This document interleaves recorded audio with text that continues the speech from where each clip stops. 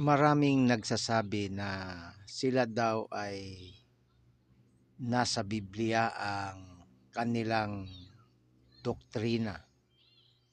At ang sabi nila, ang Katoliko, ang doktrina ay wala sa Biblia.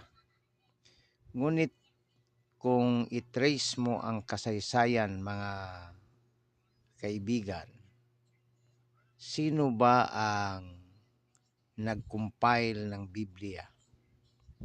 Ang Biblia po ay isinulat ng mga propeta at ng mga alagad ni Kristo sa New Testament.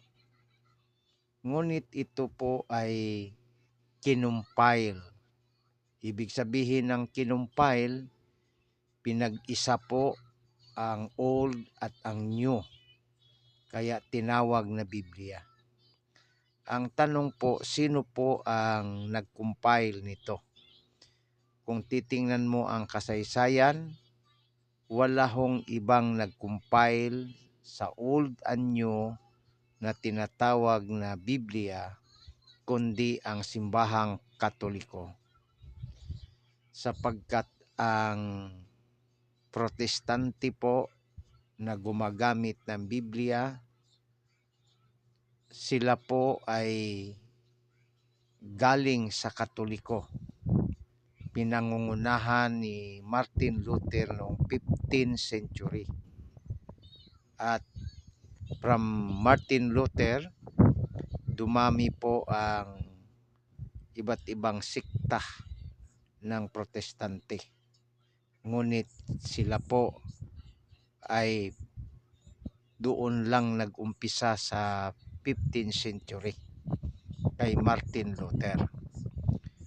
Kaya wala hong non-Catholic ang masasabi nating nag-compile ng Biblia. Bagamat mayroon silang mga scholars na nag-interpret or nag-translate din ng Biblia, ngunit nauna na po ang Katoliko.